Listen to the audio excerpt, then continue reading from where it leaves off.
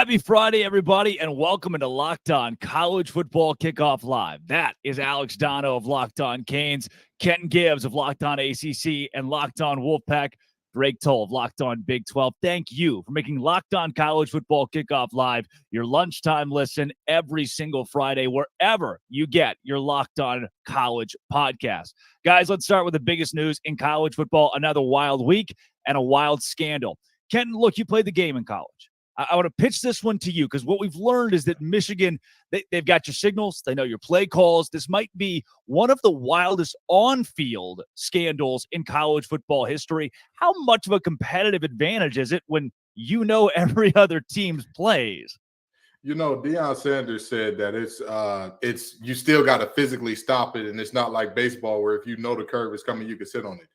Deion, I say this with all due respect. You are physically one of the most gifted human beings to ever step foot on this earth. This is one of those what if God was one of us, just to slop like one of us moments, because you can't relate to us regular football players who were good enough to make the D1 and maybe even the NFL, but not one of the all-time greats. It's an immense advantage. It's an immense advantage, but I do want to say this. Even though it's an immense advantage, I don't know why I keep struggling with ad instead of advantage, but anyway, it's an immense advantage. However, let the penalty be whatever the penalty is for this type of violation.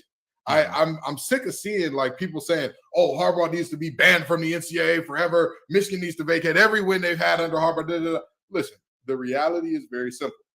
Whatever the penalty is across the board, levy it here. Now, if this is a unique situation which the NCAA doesn't have a penalty drawn up for, I would ask, why make a rule against something if you don't already have a penalty legislated for it as well?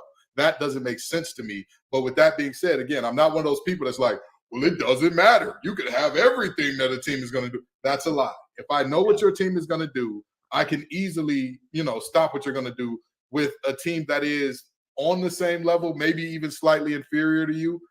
So I think that this is a serious scandal. This is a serious problem. This is something that is seriously going wrong. But we're not going to nail the man to the cross. We don't believe in capital punishment for college football crimes. So let's relax. Yeah, Dono, this is something that's been in place for 30 years. This rule, you get no in-person scouting, and obviously it's been broken. The one thing that I keep coming back to is the head coach of a program knows everything that goes on within it. How would one rogue staffer steal signs and bring that to a competitive advantage under the head coach's nose, especially when he's been doing it for the last 3 years and the team's been winning the last three? Like, help me piece this together that Jim Harbaugh was in the dark the entire time. Well, it's a no-win for Harbaugh, at least it should be, because either you did know what was going on, which is bad, or if you didn't know what was going on, how do you not realize what your staff members are doing under your nose? So it's a lack of oversight, or he's part of it. And I understand, I guess, for Harbaugh, the lesser of two evils would be to say, I had no idea what was going on, so he's going to play that card. And, I've sought a wide range of opinions on this over the past week. I've talked to, a lot of people who are, strictly broadcasters who didn't play football at that level, who tend to say, well, this is happening everywhere and they're making an example out of Michigan. But I also talked to, and Kenton gave an excellent opinion on this, people who actually played the game at the college level, and they tend to take it a lot more seriously. And you know what? I'm going to default to player opinions over strictly broadcaster opinions on this. I've talked with a former Miami quarterback, Malik Rozier, about it, and he's pretty offended by the whole concept of this. And guys, listen, I'm sure that at a certain level, this does happen at other places, that Michigan aren't the first program to wake up in the morning and say, hey, we could be getting a competitive advantage by figuring out signals. But based on the details and the evidence that's been flowing out over the past week, I don't know if anybody's doing it the way Connor Stallions has done it. I mean, that is an obsessive dedication, even going back to during COVID when he couldn't get to games in person and he had to, strictly do it based on film. Then, of course, now he's buying tickets to all these Big Ten games left and right. I mean, I don't know if anybody's doing it like that. This is like a smooth criminal operation that Connor Stallions was running. And the one team that he missed out on last year, the TCU Horned Frogs, he just didn't. The one matchup that he overlooked. Can I say one thing? Well, Ken, I want you to go into this, but I've got a question for you very specific here. Okay, we talked about this a bit off the air. But you played college football. This seems, right, if an opposing team reads your snap count, and in baseball, an opposing team reads your signals, that's part of the game. Yeah. At what point is this on a coaching staff for not having a variety of signals? So, to me, the deal is this. Honestly and truly, I believe that this is all on the coaches to make their signals more complicated, 100% on the coaches. However, you violated a rule. It's not illegal. If Connor was on the sideline, let's say he had a Rain Man-esque ability. He could stand on the sideline, look at your signals and say, I can cut exactly through who the decoys are. This is the real signal. This is what this signal means. And he was telling them, hey, this is their signal. We would all be offended by it, but guess what? Find your own Rain Man.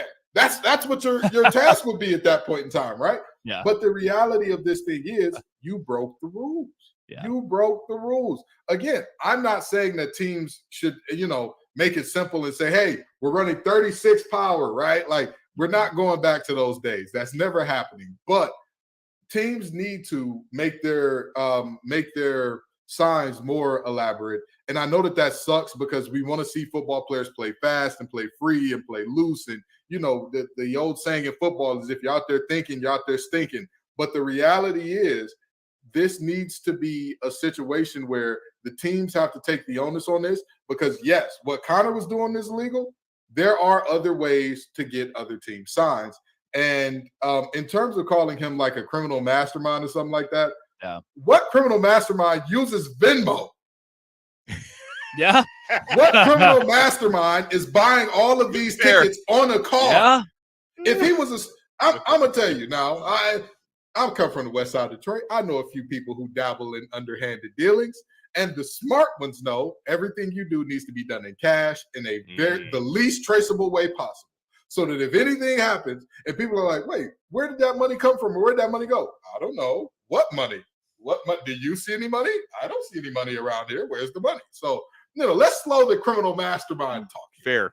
Just criminal would be perfect. Let's just call him a criminal. We'll leave it right there. Exactly. Guys, I want to take you back to week 5 as we preview college football this week. We all said that the national rhetoric was it's a boring week in college football. And that week gave us Auburn scaring Georgia and only losing by a possession. It gave us that wild game between USC and Colorado as the Buffs almost came back. Notre Dame at Duke. Ole Miss hosting LSU. We thought it'd be a bust, and it ended up being one of the most fun weeks we've seen in college football, and we get it all again this week. Week in and week out, it has been a wild season, and one of the biggest matchups of the week, Utah and Oregon.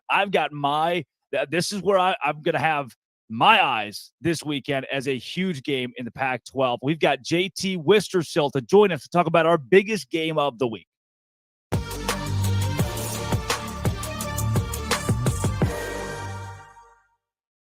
JT Worcestershire sauce here on Locked On College Football Kickoff Live. JT, man, you're talking to Utah Utes team whose defense has been nails. And you talk about the game against USC and how good the Utes looked. Cam Rising or not, Utah is a force here in the Pac-12. They really are, and they just continue to find ways to win games, whether it's converting a safety to a running back who has not only been sensational in the running game, but also the passing game last week where he really torched the Trojans. But Kyle Whittingham, just in the midst of one of his most impressive coaching performances, look, every Utah team runs the ball well and is really good defensively. This year in particular, I feel like they've been really impressive. And now we're at the point here where somehow without Cam Rising, without Brant Keithy, two guys who were both voted to be top 100 players in college football this season and two of the best at their position, in my opinion, still, this team is still 6-1 right now and in a position where if they could find a way to beat Oregon here, everything's still on the table for them. With the amount of injuries they suffered, it still seems crazy that we're in this position. So, JT, let me ask you this, okay? Mm-hmm. In looking at this game, and you said everything is still in front of Utah. What is everything? Is everything as high as, hey, this is a playoff appearance if we can pull off some upsets here late? Or is this we could pull off the Pac-12 championship and win one for the Gipper on our way out the door? What does that look like? I mean, just in terms of like what is still on the table at the exact moment, there is a world where this team can get to the college football playoff. Now, I will say that seems really tough to do, but look, if Utah were to beat Oregon, the biggest game left on their season would be Washington. If they were to go into Husky Stadium and emerge with a victory, then I imagine they're in the Pac-12 championship game. And, for the last couple of seasons, Utah's been counted out every time they've been in that Pac-12 championship game, and they find ways to win as they do so frequently, whether it is with a pig farmer at quarterback or just guys stepping up all across the board defensively. It just has been a bad business betting against Kyle Whittingham, especially at home, where Utah hasn't lost a true home game since 2018.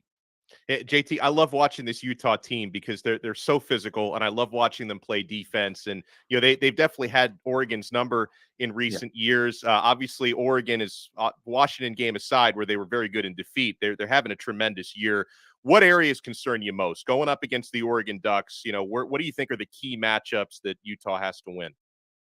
Utah has to be able to run the ball. Bryson Barnes has done a fine job, but he's still a game manager. If the game falls onto his shoulders, Utah will not win this game. But that's where the running attack really getting going for Utah as it has in the past week will be a huge benefit for them with that two-headed monster that's been Jaquindon Jackson and Sione Vaki. So if Utah can run the ball, go on long, methodical drives, keep a Heisman guy who very well could be a Heisman finalist come the end of the season on the sideline for as long as you can, that'll be really successful for Utah. Another thing that would really help Utah in this game is win the turnover battle. If they can give this Utah offense some short fields, if the Utah defense can get some strip sacks, maybe pick off Bo Nix. It's only happened once this season, but still, this is a defense that was able to do it against Caleb Williams. They've had success doing it at other points on the season. So I really like this Utah defense, and especially how they play at home. Let's not forget this Utah defense at home this season has yet to allow over 15 points. And that's with playing teams like UCLA, Florida, and even more recently Cal. So, and Cal's not as much of obviously an intimidating presence, but still that's an offense that had a little bit more momentum. And it's just hard to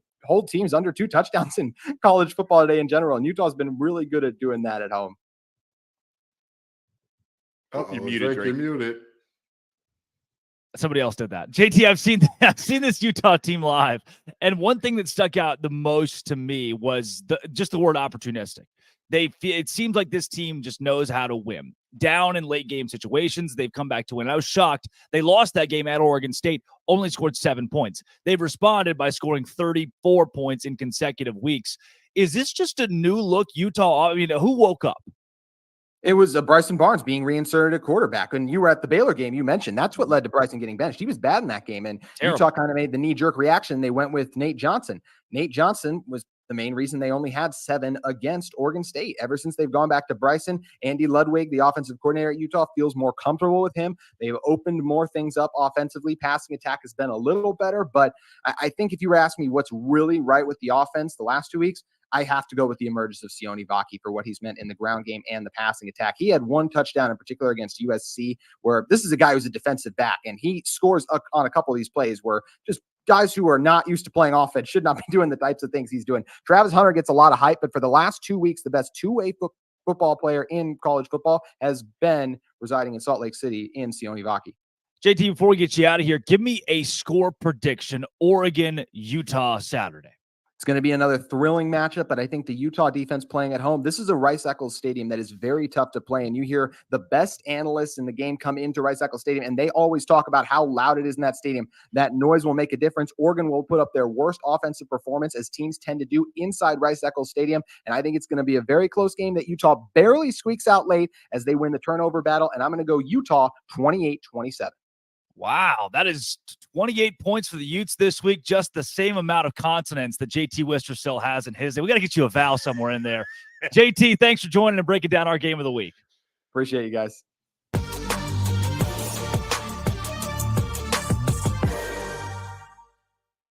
Coming up here real soon, it is my favorite segment. It's Sell Me Why. But first, we take it to Dono. Guys, it's time for our game changer of the week, brought to you by Athletic Brewing Company. And I'm going with Billy Napier. I know we've poked fun at the Florida coach at times this year, but what an opportunity he has going up against Georgia. No Brock Bowers, world's largest outdoor cocktail party.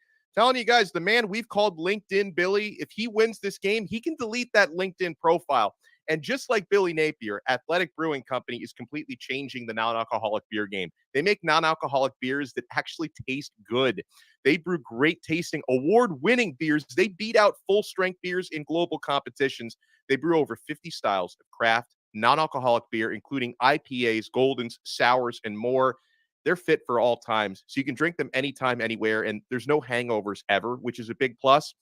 You can find Athletic Brewing Company's non-alcoholic brews at a store near you or buy online at athleticbrewing.com. First-time customers can use code LOCKEDON to get 15% off your first online order. That's code LOCKEDON at checkout for 15% off at athleticbrewing.com. Near beer, exclusions and conditions apply. All right, fellas, let's jump into Sell Me Why in the second of our two top 25 matchups this weekend. The number 18 ranked Louisville Cardinals are 4.5-point favorites as they host the 20th ranked Duke Blue Devils. Here is Locked On Louisville to sell you why the Cardinals will cover. Hey, what's going on, everyone? I'm Dalton Pence, host of the Locked On Louisville podcast. The 18th ranked Louisville Cardinals enter the weekend 4.5-point favorites, according to FanDuel Sportsbook, against the 20th ranked Duke Blue Devils. I'm here to tell you why I believe the Cardinals will cover the spread. It's going to be a mainly defensive game.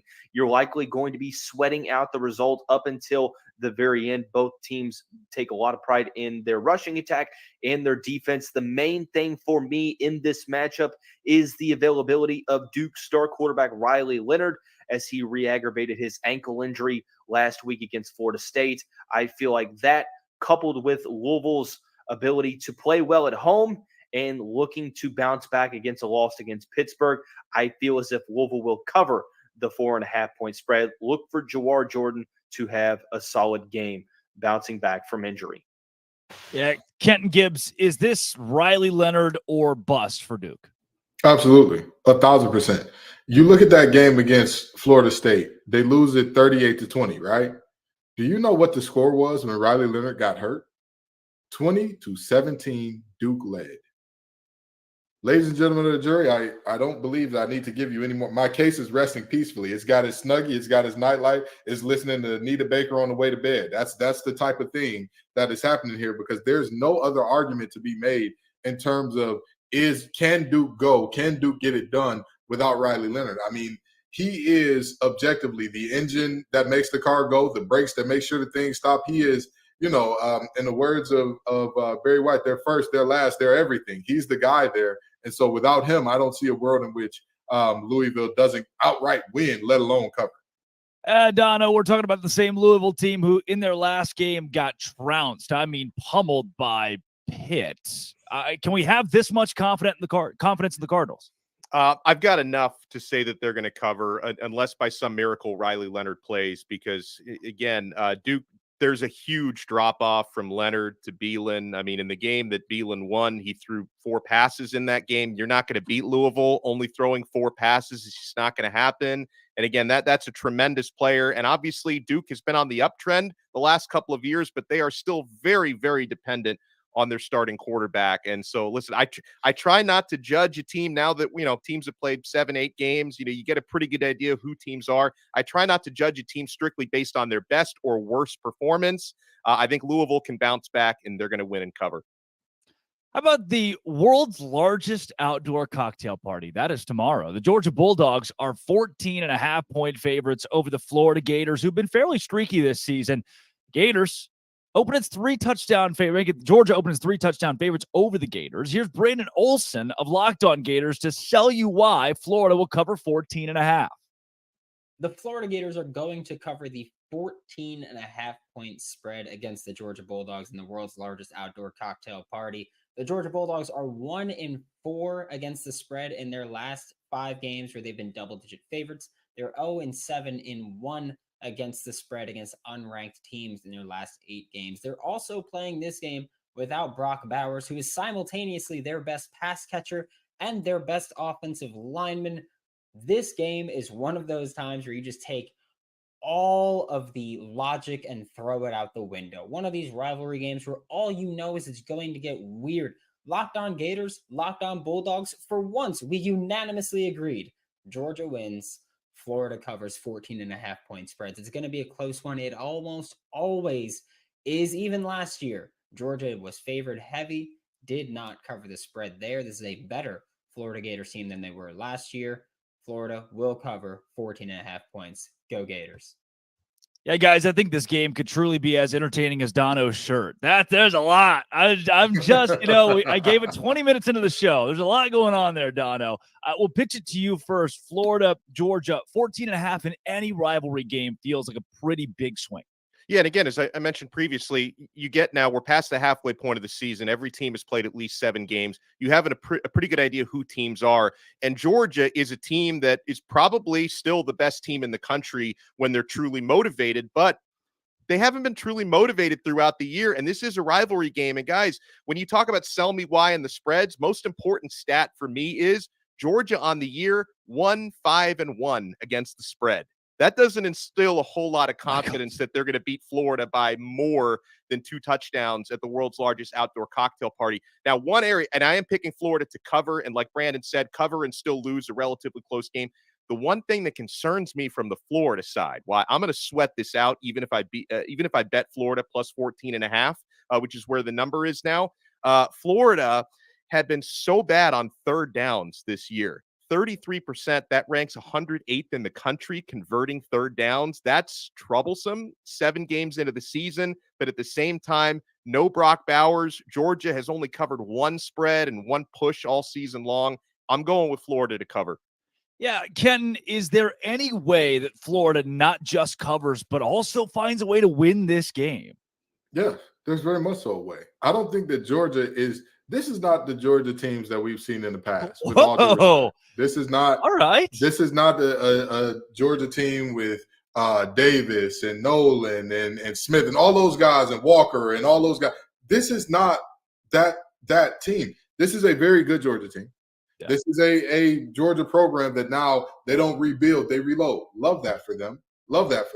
But this is not that type of team. Just with all due respect, what have we seen all year that says, hey, this Georgia team, not only can they whoop the wheels off you, they're going to whoop the wheels off you. You can go ahead and not only schedule an L, you can go ahead and say, whatever the spread is, add 7 to it. That's how much they're going to beat you by. That is not this team that we're looking at right now. So, yeah, Florida can definitely do it. Graham Mertz is going to have to put on a special performance. That running game is going to have to show up. The defense is going to need some timely stops. But there's a positive. I wouldn't be shocked if we are coming back here next Friday saying, oh, Florida is somebody's boom team and Brendan doesn't need to mute anybody. Now here's a question I'll ask both of you guys, though. Is this one of those things where in Florida's case, you're going up against the top team in the country. If you lose this game by 3 points, by 6 points, is there a moral victory to be had here? Because overall, I'm not much of a moral victory guy, but when it comes against the number 1 team in the country, 2-time national defending champions, can Florida come away from this winners even if they don't win the game outright? I'm going to go no on that one. I'm going to go no because there are certain scenarios, first-year head coach, you play a great team club. I mean, I watched, I know this is personal. It's not going to make a lot of sense to many folks. 2017 Baylor goes 1-11, builds the foundation for a team that goes to a Sugar Bowl 2 years later because they lost a lot of close games. That's a great learning lesson for a young team. This is a Florida team with a coach who's been there long enough to be on the hot seat now that needs to start winning big games to stay in the SEC. The SEC is not 8-4 every season. Florida is not 9-3 every season. You saw the same reason Mark Richt got fired at Georgia. Obviously worked out well for them. Look at Bo Pelini at Nebraska, was the complete opposite. So where does Florida go from here? You've got to win a game like this. If you only lose by 3, there's no, well, man, those Gators played great this week. Not how the fan bases work in the SEC. Absolutely. When I talk all the time about there are certain teams where 8-4 perennially is not enough, and there are certain teams where 8-4 forever gets you a statue built. Florida is the former, not the latter. This is the reality where not only is this a Georgia team that has looked human all year, this is your rival. You can't, losing close to your rival is not ever going to be a moment where it's like, oh, they're really good this year, so it's okay. Yeah. It's like, no, these people at the Florida-Georgia line, they're going to be making fun of me all year because you went in there and you got close. You almost – close only counts with horseshoes and grenades. And last time I checked, neither one of those are on the football field. I would hope not, right? Although Connor Stallions would probably find a way to work them into a game plan. He did go to Navy. He did go to the Naval Academy. I'm just saying, he went to a service academy. I'm just saying.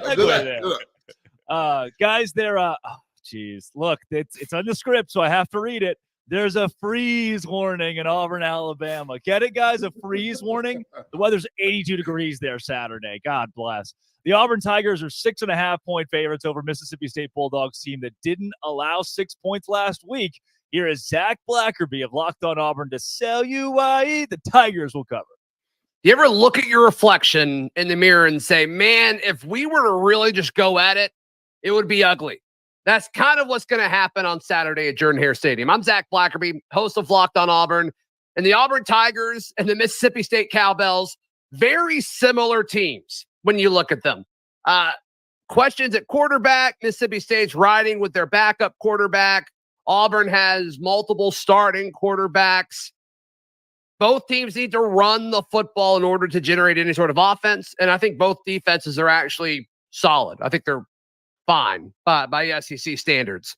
I think what it comes down to is Auburn's roster is better than Mississippi State's roster. And the talent that is on Mississippi State's roster isn't playing. Starting quarterback, not expected to play. Starting running back, left the game early in their win against Arkansas last week. And it's been really quiet out of Starkville regarding his return. I think those two guys missing time is why Auburn will cover that 6.5-point spread. And also Auburn needs this win to go bowling this season, much like Drake Toll really needs a haircut. Back to you guys. I just got one too. I got the flow I just got one. Guys, look, there's a paint drying competition in Frisco this weekend. I've been on the circuit, and I'm thinking it's at the same time. It's at 2:30. I already got tickets. I think I'm going to go to that instead of watching Auburn and Mississippi State. I almost lean with Zach Blackerby because this game feels like a gross slugfest that Auburn finds a way to pull out 10-3, Kenton Gibbs. Yeah, first of all, let's just address something. I'll never look in the mirror and say if you two were to go at it, it'd be ugly. Yeah, how interesting I'm the is sex that? appeal on this show, okay? I'm the sex symbol on this. So let's not do that. By the way, we should throw out there, if you ever look at the mirror and think about fighting yourself, we should probably open up a much more heavy conversation. Well, they made a movie about that, Fight Club. We do. Yes. We do ask for better help all the time. I'm sure Zach Blackerby has to read them. I'm just saying. Also, Donna, way to give away the end of Fight Club. You had one rule here. Zach Blackerby is Tyler Durden, apparently. Wow. Well, no, but seriously, I think that Auburn covers because Mississippi State is not a good team, and they're not a good team that's also very banged up. Yeah. Very banged up. At this point in time in the season, everybody's a little hurt. Everybody's got a little gimp to their walk. Everybody's a little. But they don't have, not as many teams have as many pivotal positions that are clearly this player's not going to play. Will Rogers is one of the guys on that team that he's one of the heart and soul guys. If he's not available, what's going to happen with that team? You know what I mean? Like that's a very tough ask of them. And if you say, well, Mississippi State's defense has really turned it on, have they? Or is Arkansas just bad? The game before that, they allowed 28 against Western Michigan, I want to say it was. So What are we really doing here? Like, I think that Auburn covers this thing comfortably. Yeah, really good defenses don't usually lead to the opposing team firing their offensive coordinator in the midweek, which is what Arkansas did following that output against Mississippi State. Dono, where do you sit with Auburn and the Bulldogs? Yeah, hesitantly, I stand with Auburn covering based on everything Kenton said, everything Blackerby said. The only place where, again, I have caution because one of the things I try to do every week is look at, especially past the midway point, how teams have performed against the spread this year. Auburn's been another dud there, 2-5 against the spread this season. But if anything, I think maybe this is working in their favor because they might be undervalued for that reason. Mississippi State is so banged up. I think Auburn gets their third win against the spread this week. Well, guys, coming up, we're going to do booms and busts from last week. Who did you see that you liked? Who did you see that needs some work or even needs to brush up on their LinkedIn profiles? But first, we'll take it to Dono. Well, yeah, because, guys, you need to be checking out Game Time.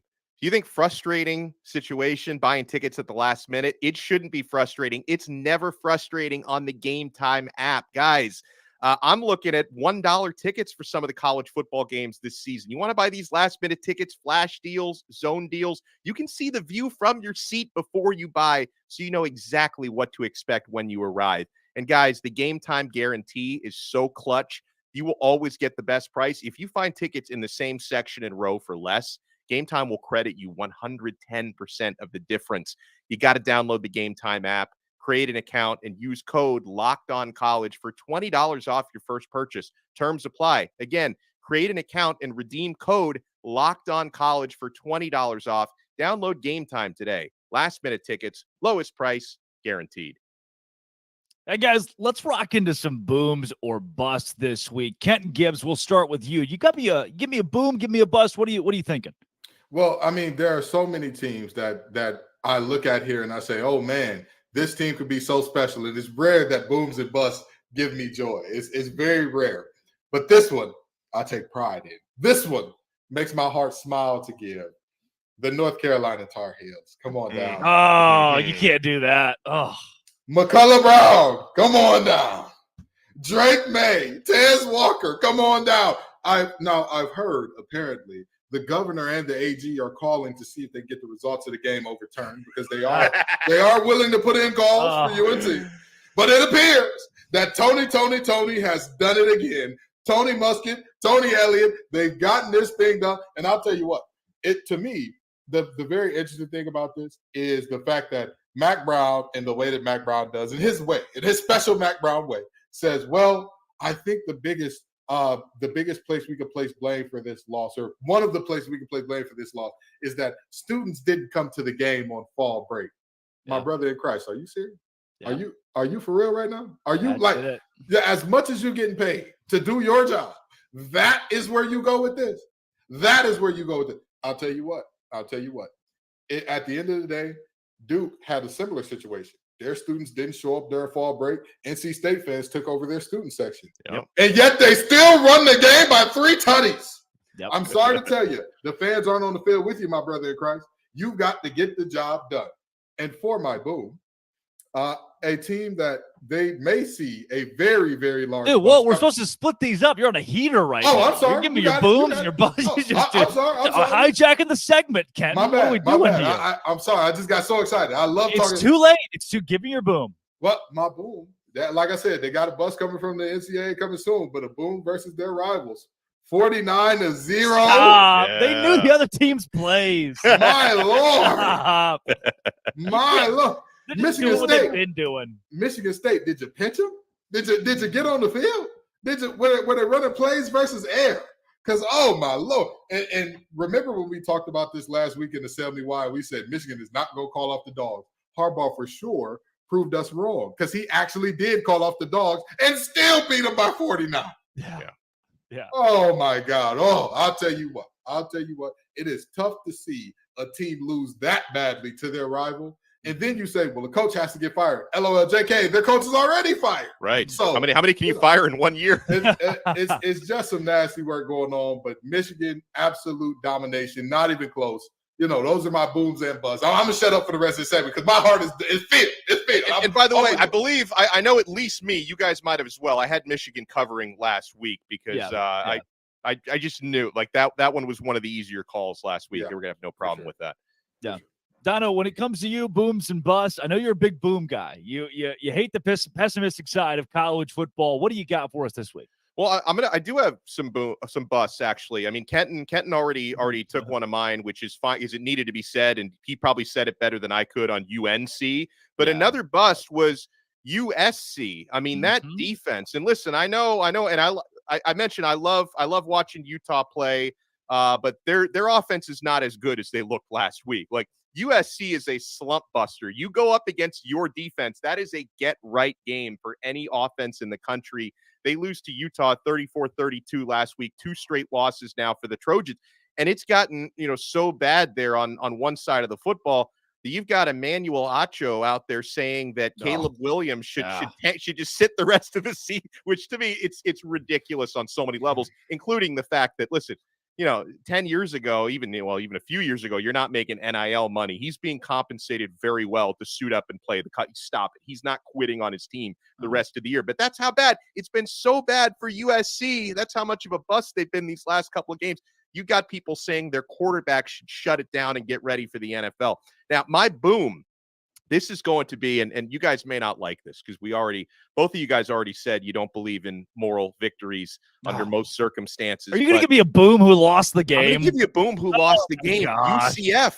because UCF is not a good football team. But UCF was the better team on the field in Norman, Oklahoma for most of that game. I was really impressed with what ended up being a 39-29 loss for UCF. So this may be show history. I may never be allowed to do this again, but I'm giving my boom to a team who lost their game. Yeah, we see you with the Italy shirt, and we're throwing soggy tomatoes at you to kind of drench you there. Because I will say something. I mean, Dylan Gabriel is very relieved that his team ended up winning that game because he's a former UCF quarterback. So that was one he could not afford to lose under any circumstances. The Italian ad read guy has given us a boom this week who lost the game. Alex Dono, one of a kind.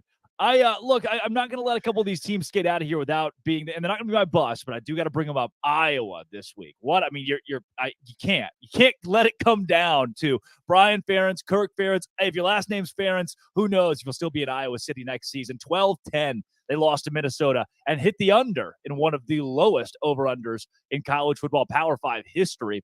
South Carolina, who we were so excited about. Spencer Rattler preseason fell to 2-5 with a 34-12 non-competitive loss to Missouri. You're a bust this week.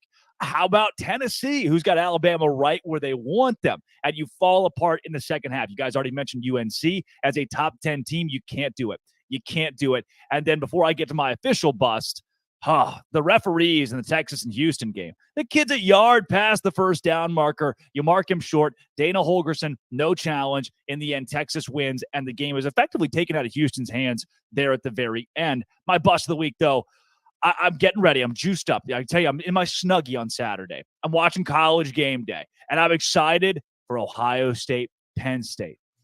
And when I tell you, Ohio State gave Penn State's offense so many opportunities to just show up on the field. Yep. Penn State just drive after drive. All right, here's what the game's still close. Here's where they got another possession. No, maybe they figured it out this time. And Penn State couldn't muster a thing. Couldn't muster. Drew Aller was in a blender. He looked worse than Dono's shirt. 18 for 42. One touchdown pass one touchdown pass late in the game. By that time, it's effectively sealed. And I could not have been more disappointed, Kenton, with Penn State. I agree. Had their offense bothered to show up at all, had their offense bothered to be relevant when their numbers called, as Robert and I would say, they would have been fine. They would have actually had a shot. And the crazy thing about it is you look at that Penn State defense and you look at how Ohio State basically had one game plan offensively. Get the ball to the Italians. And in this instance, the Italian's name was Marvin Harrison Jr.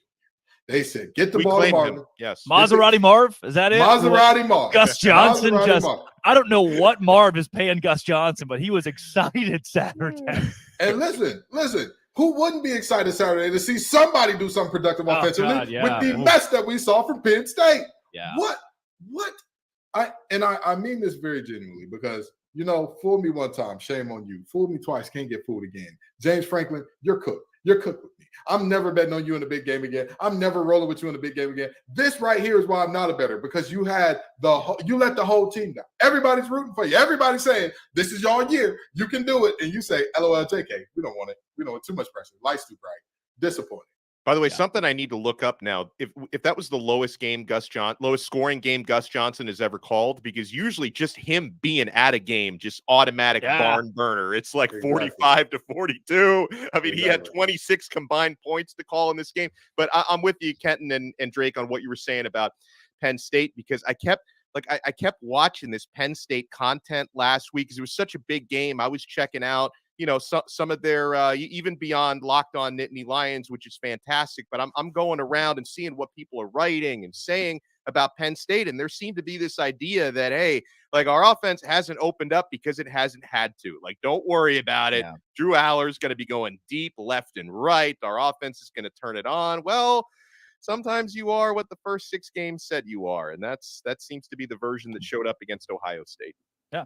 Now, guys, before we get into some LinkedIn, who needs to brush up with that LinkedIn hot seat conversation this week, I do want to give you a boom, and that's the BYU Cougars. We've skipped over a lot of the Big 12 this season because it's been a conference of mostly nobodies. Let's be honest about it. I was locked on Big 12, and there is no really relevance in the national picture from the Big 12 as we speak. Oklahoma State scoring 28 points, moving to 5-2, 3-1. They're going to vie for a conference title to try to keep a Red River rematch from making itself known in Arlington. BYU over Texas Tech, 27-14, and then Kansas State over TCU. Kansas State, another team that's going to give Texas or OU a run for its money. But these BYU Cougars, their defense stepping up to push Joey McGuire and Texas Tech to 3-5. Oh, how gross is that for a guy in year 2 that won 8 games last season? BYU now sneaky 5-2, 2-2 in Big 12 play. The only new team having success in this conference, having moved from the wilderness or group of 5 independents into the Big 12. They've been great. But let's talk about some guys who have not been great. LinkedIn Talent Solutions is your place to go. And LinkedIn is where a lot of head coaches are going right now, because with only a few weeks left in the college football season, they'll be searching for new jobs. We've talked about the Bush Jones of the world. We've mentioned how Jimbo Fisher and his job's on the line. But let's go to you first, Kenton, on your LinkedIn, your number one guy this week that needs to brush up on that resume. Well, this is also going to go into my best bet of the week, but Mr. Babers up there in New York, my brother, you're going to have to go. Oh, dude, Kenton, it's Syracuse. They can do whatever they want. They don't have any NIL. I mean, what do you? You sure can. You can do whatever you want to an extent. You can't lose a game. This game got so ugly so quick. It legitimately was like, wait a minute, did Syracuse even get off the bus yet? Before Virginia Tech is leading by darn near 30 points. Yeah. This is a game in which Virginia Tech didn't even need Kyron Drones to be special or good. He just kind of had to show up, hand the ball off a couple times. They'll be all right. This game was so non-competitive. I don't care what university you're at. If you want your athletics department to be taken seriously and you are a Power 5 school, you have to be more competitive than this in a conference football game against the team that coming into the season was predicted as the second worst in the conference that started off the season in one of the worst ways in the conference. And now all of a sudden, Dono and I talked about this off air in terms of how big the advantage is when you're talking Lane Stadium at night during the middle of the week. Yes, but that was so embarrassing. Dino, don't worry about it. Pack your bags. Update that LinkedIn. I got you. We can have you on Locked On College Football. Dino's my guy, but they're not Syracuse's guy for much longer. Yeah, Locked On Syracuse, Dino. That'd be awesome. How about Alex Dono? What do you got this week? I got to bring up the name that I feel like it was brought up so much weeks ago that people just got kind of tired of bringing up, and that's Tom Allen at Indiana. It has, I think the only thing that, might potentially save his job is the buyout is ridiculously high. But I mean, that team is dreadful. And, listen, Penn State, they're going to have their get right game tomorrow at noon when they face Indiana. No. All of a sudden, that offense that I just criticized is probably going to go off and score big points tomorrow. So that has to be said. That seat is very, very hot. Now, this is a seat that I wonder if it's warming up, guys. And, I just watched firsthand in person what happened last weekend with Dabo Swinney and Clemson. Now, as a Miami guy, obviously, I try to look at the positive. Miami played very, very well with a freshman, first-time starting quarterback who was able to win that game. A lot of positive storylines, but when it comes to Clemson, that game was a disaster. You've got your starting quarterback going rogue on the final play where he was supposed to hand it off. He tries to play hero ball, but then Dabo throws him under the bus after that, which I thought was a little low class on Dabo's side. And this is not in itself is not fireable, but Dabo made a very insensitive joke about suicide after the game, which is just a really bad look. That in itself won't get you fired, but a lot of things have been working against Dabo Swinney this year and in this era with the way he hasn't embraced NIL and hasn't embraced the transfer portal. I'm not saying the seat is hot, but the seat's getting warm. Kenton, back to you. Perspective as a former player, because I do want to go with what Dono just mentioned on Dabo Swinney throwing a player under the bus. Reporter says it's an RPO, and Dabo says, nope, his quarterback had one job, don't know what he was doing. Kid went rogue. I know a lot of head coaches that would just take the fall and say, you know what, it was an RPO. He made a decision he thought was correct, and we as a coaching staff didn't put him in the best. And even if it's not true as a coach, it's just what you say to protect a 20-year-old kid. As a former player, take yourself back to being in pads. I mean, is this something that if you're that QB, if you're on this team where you think, wow, I can't believe my head coach did this? People keep asking me, Kenton, what's the fix for Clemson? What's the fix? How do they get better? What's the fix? there is no structural fix. They need a structural fix. There is no small fix right now. Mm-hmm. Any small fix that you propose, that's slapping Flex Seal on a dam that's cracking. Yep. It just doesn't make sense, right? RIP Billy Mays, but that will not get the job done. That is not how that's going to work out. So, in terms of what I have done, what Dabo did, probably is Billy Mays dead? He is. Yeah. Oh, Yeah. Guys, Yeah. what? Yeah. I don't think he was Flex Seal. I don't think Billy Mays was Flex Seal. He's OxyClean. OxyClean. But he started that whole genre. All of them are his sons now. All of them are his sons. Okay, All of the you know what? do, I'll give it to you. Yeah, I'll give it to you. Thin ice, but I'll give it to you, Kenton. You got to give him his guts there. But anyway, the reality is very simple for this situation. If I'm Dabo, I'm calling that out in the meeting room, and I'm saying, hey guys, on the Sunday meeting, I'll take the blame for it in front of the press. But on the Sunday meeting room, I'll say, hey guys, you see what's happening here? Now, we called the play for Will Shipley to get it right here. And he's supposed to be going here. And it looks like if Will can beat one guy in the hole, he can get in the end zone. Now, he's a running back. This here's a running back. You know what he does? He runs the ball. He beats people in the hole. That's his whole job. That's the whole deal of what he does. But wait, y'all. We got a quarterback. The guy who's supposed to be throwing the ball. The one who's supposed to be making the good decisions. Deciding, hey, I don't give a damn about the team. I don't give a damn about what the coach says. I want the glory. I want the touchdown. Do you see what I get you? Do you see what I get you? I get you out here by yourself on an island with a linebacker that's bigger than you, stronger than you, faster than you, chasing you down. The team gets you one-on-one in the hole because we did it the right way. Let this be a lesson. Let you live with this. Let you sit with this, Cade, that this is squarely upon your shoulders, but not in the public. Never in the public. Never in the public. That's the issue I have with it. I mean, look, wholly have an issue with the kid. Now that Dabo said that this player went rogue, you think, wow, kid shouldn't have done that. Also, Dabo shouldn't have done it. You know, it's something we as the public never needed to know.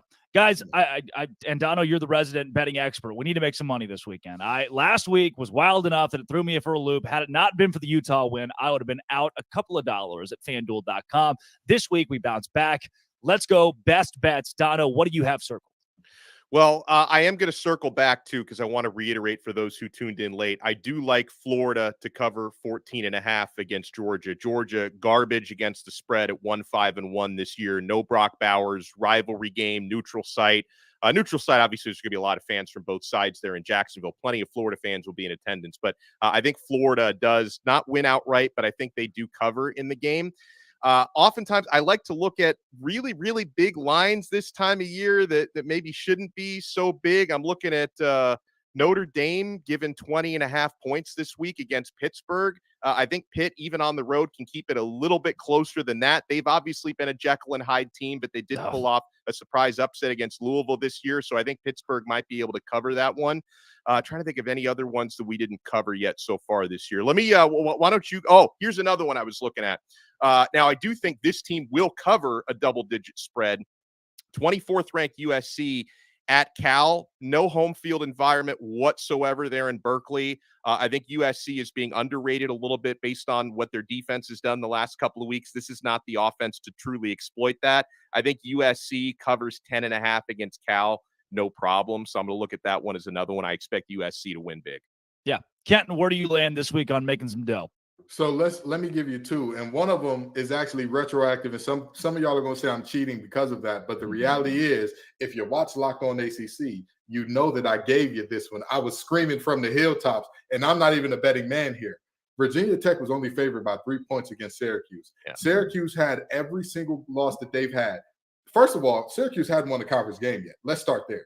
Every single conference game that they played got successively worse and worse and worse by the game. And not to mention, everybody in their mama who wears an orange jersey is banged up right now. So the reality is that game, again, watch some Locked On ACC, because I'm gonna give you the nuggets right there. I knew that there was no way Virginia Tech won that game by only 3 points. They end up rolling. Now, another game that I'm saying, hey, what's going on here? I told y'all, Drake said that we're not giving the Big 12 enough love. Well, come on, Big 12. Y'all you can see your LL Cool J, I need love, and I'm going to bring it in. I'm going to give you some love, okay? Oklahoma only being a 6-point favorite or so. It's 9 Kansas? now. It's up to 9. Yeah. 9. Yeah. Even 9. Yeah. Give me Oklahoma. Yep. Give me Oklahoma. What Love are we it. doing here? Yes. Kansas is a decent team. I don't think they're terrible, but I think that Oklahoma is a good team. I think that they bounce back. And I know that bounce back after a win seems counterintuitive, but I think for Oklahoma's goals, there cannot get moral victories, but you can have a moral loss where it's like, we should have beat this team by more. We should have hung 50 on this team, and we did not end up doing so. I think Brent Venables gets the boys right, and they solidly cover in this one. Billy Mays has been dead since 2009. That is really tough. No one told me. Breaking news. 14 years later, no one told me. But also, he didn't do the Flex Seal commercials, Kenton. So take that. I mean, I've already spoiled a movie from 1999, and now we've covered breaking news on a death from 2000. Gosh. Don't worry. geez. Drake told you got to tell us what 2029 is going to bring us. Yeah, since, wait till I tell we're you guys just going about- in these nines. Wait till I tell you guys about Michael Jackson. You're really going to hate this news later on in the show. My best bets in college football this week. I'm going to stick in the Big 12 as well because it's what I know best with Locked On Big 12. And there are a couple of them. Kansas, Oklahoma was one of my best bets on Thursday on the show. How about UCF, who is 0-4 in Big 12 play, has lost 4 consecutive games playing West Virginia. Sure, West Virginia in a slump, but you're telling me UCF's going to win this game by a touchdown? This team that's never won a Big 12 game is going to win by a touchdown against Garrett Green and C.J. Donaldson. Give me West Virginia +7 this week.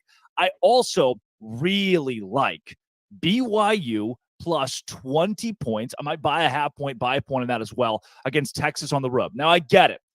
Texas is the far superior team, but a backup freshman quarterback playing for the first time, I will always take a 3-touchdown spread, especially against a 5-2 team with a 28-year-old quarterback in BYU. I think the Cougars cover 3 touchdowns. Now, when we come back, we'll give you some game time decisions. We will pick winners and losers from the biggest games of this week. But first, we'll take it to Dono.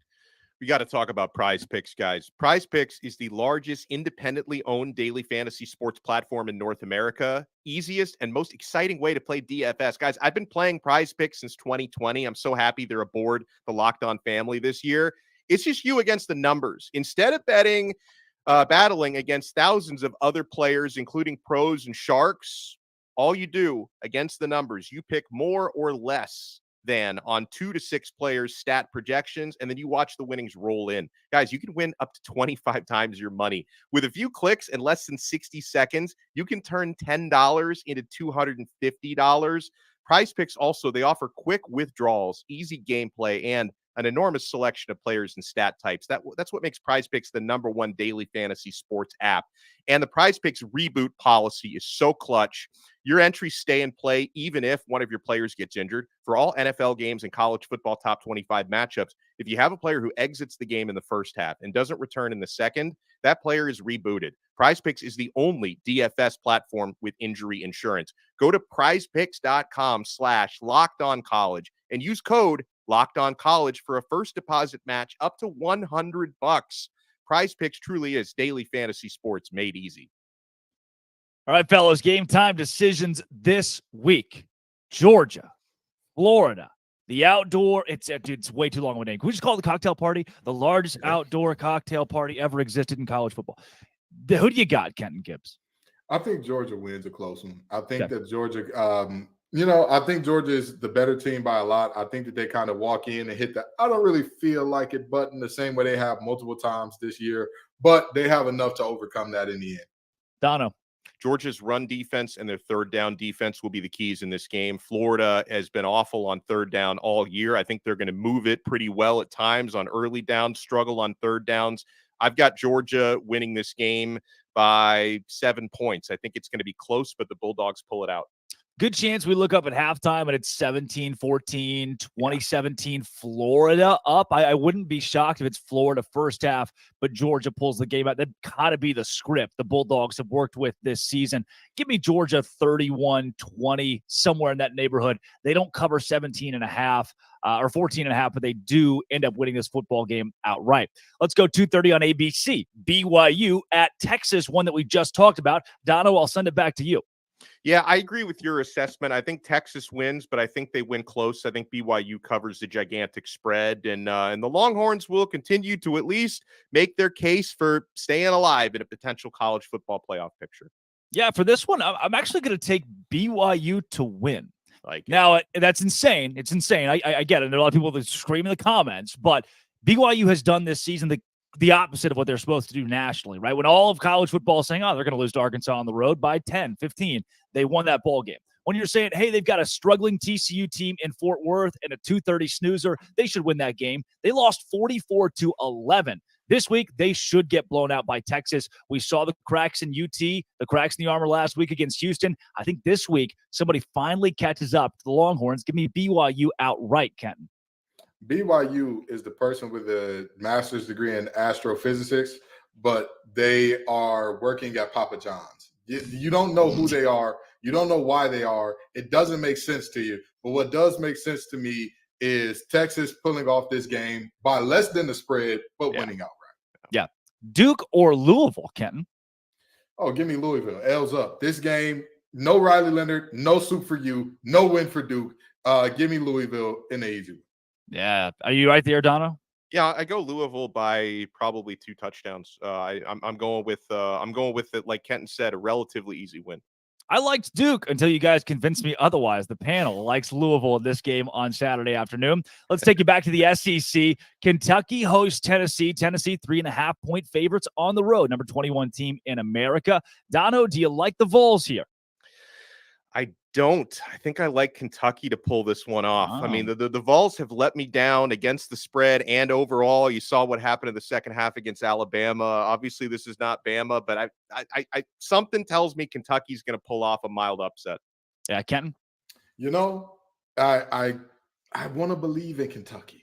I want Devin Leary to do well. I care so much for that young man, and I really do wish him the best in all the good things.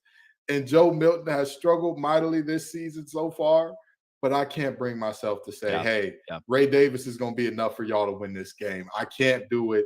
I won't do it. I'm going to go Tennessee winning a very close one. I'm not sure if they cover, but I think that they win this game. Can't get the vision of Kentucky, Missouri out of my head. That game was in Lexington. Give me Tennessee as well on the road this week. A couple more before we get to the game of the week. Colorado goes to UCLA, Dono. Man, Colorado are big underdogs in this one, right? 16.5, yeah. 16. Man, UCLA is going to win. Colorado's going to cover. So I do have the Bruins, but I think that's too big of a spread. Yeah. Kenton, can Colorado pull the upset? I'm upset at the odds makers for making me say nice things about Dante Moore. Yes, Colorado can upset, but the reality is they won't. That front defensively, too good for UCLA. Colorado is a terrible offensive line. If us three were rushing against Colorado, I know for a fact we could get us a sack or two. I have no. Hey, let me tell you something now. We could. It's a unit. It's us. Okay. The Locked On College Football Live crew get a sack against them. And with that being said, I think that UCLA has enough offensively to get it done. And defensive line wise, they're gonna keep Shador scrambling and running all day. No watches will be shown on this day. Give me UCLA. I'll go with the Bruins as well. Their 2 losses are very quality losses in Pac-12 play. How about Georgia Tech hosting North Carolina? Dono, this is a game where the Tar Heels have to bounce back. Oh, this is a get-right game for North Carolina. Like, they learned the most valuable lesson last week, getting beaten by Virginia. And despite, like, you don't win too many games when one of your scoring chances, you fumble into the other team's end zone. Virginia was able to overcome that and still win the game. That was embarrassing. North Carolina just didn't give them any respect. They have no choice but to give Georgia Tech respect. UNC is such a better team than the Yellow Jackets. They're going to get it done. Kenton, give me an upset. I wish I could. It would make me smile. I'd love nothing more than to say the Heels are going down again. Unfortunately, that's not going to be the case. As much as I like Key and company, they just don't have the horses in the stable. They're not as talented. They're not as deep. They are. You know, I said this last week on this week on Locked On ACC. Georgia Tech is a lot like a girlfriend with a guy who's bad in bed as her partner. They just can't finish to save their lives. So with that being said, I am 1,000% sure that even if they come out and get a lead, Drake May is going to do his Drake May thing and end up taking this game away in the last minute. Give me UNC.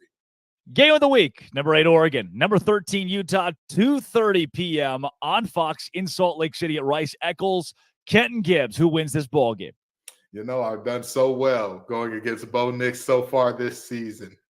And I feel like I need to continue this because guess what? Utah, how you going to beat them? Those boys are absolute menaces at home. Give me the Utes. Oh, Donna, where do you land? I'm so tempted. And Utah has been so good even without rising all year. But this is a different Oregon from the last few years that Utah had the number of. I'm going with the Ducks. Utah throws and it's incomplete. They run and it's for a loss. They special teams and it doesn't look great, but they win the ball game. They're the better team defensively, and that means a lot this week. They down the Ducks in Salt Lake. 2 out of the 3 on the panel, like the Utah Utes, as 7-point dogs to win outright. And give me the Baylor Bears on top of Iowa State. That is Alex Dono of Locked On Canes, Kenton Gibbs of Locked On ACC and Locked On Wolfpack, Drake Toll of Locked On Big 12. As always, this has been Locked On College Football Kickoff Live. Thank you for making it your lunchtime lesson every single Friday. We'll see you next week.